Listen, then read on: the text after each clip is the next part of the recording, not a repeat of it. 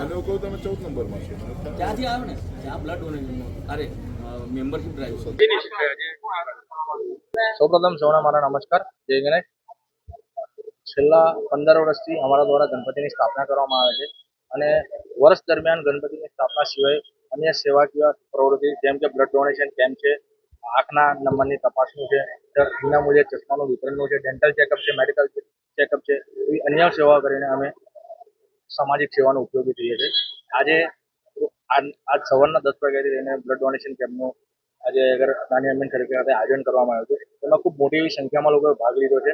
હિન્દુ મુસ્લિમની એકતા સાથે રાખીને સૌ બ્લડ ડોનેશન કેમ્પમાં ભાગ લીધો છે. તે બદલ હું સૌ રક્તદાતાઓનો આભાર વ્યક્ત કરું છું અને 250 ઉપરાંત યુનિટનું બ્લડ ડોનેશન થશે એવી મને આશા છે. અહીંયા શહેર અધ્યક્ષ વિજયભાઈ શાહ અને ગુજરાત વિધાનસભાના મુખ્ય દંડક બાળુભાઈ શુક્લાની ખાસ ઉપસ્થિતિ છે અને તે બદલ હું એમનો અભિનંદન આપીને આભાર વ્યક્ત કરું છું. આપણે બધા જાણીએ છીએ તે પ્રમાણે વડોદરા શહેર એ સંસ્કારી નગરી છે, ગુજરાતની સાંસ્કૃતિક રાજધાની છે. વર્ષોની પરંપરા અનુસાર દર વખતે ગણેશ ઉત્સવમાં અલગ અલગ પ્રકારના સામાજિક કાર્યક્રમો પણ હાથ ધરવામાં આવે છે.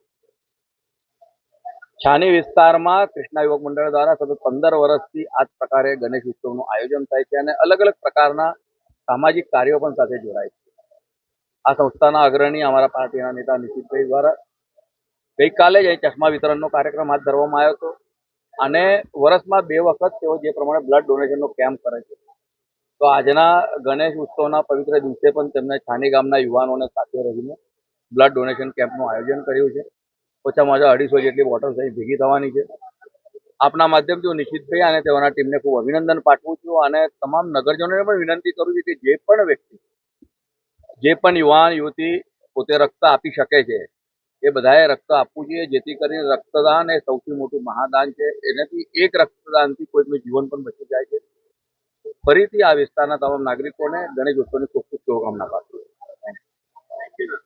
શહેરનું ઉત્તર તરફનું પ્રવેશદ્વાર ગણાતું છાણી જૈન સમાજને કારણે, અમીન લોકોને કારણે, પાટીદાર સમાજને લીધે વડોદરા શહેરની સેવામાં હંમેશા પ્રવૃત્ત રહ્યું છે. સૌથી વધારે જૈન સાધુ સાધ્વીઓ દીક્ષા લીધી હોય તો સમગ્ર વડોદરા શહેરના છાણી નગરમાં લીધેલા છે અને સૌથી વધારે સામાજિક પ્રવૃત્તિ કોઈના માધ્યમથી થતી હોય તો એ જૈન છાણીના પાટીદાર અને અમીન સમાજના માધ્યમથી થયું છે. ત્યારે છેલ્લા 3 વર્ષથી દર વર્ષે 2 વખત રક્તદાન શિબિરનું આયોજન કર્યું. 16 વર્ષથી ગણેશજીની સ્થાપના મારફતે અન્ય પ્રકારના સામાજિક કામમાં જોડાવું નિશિતભાઈ અમીન અને એમના કુટુંબની આ પરંપરા રહી છે.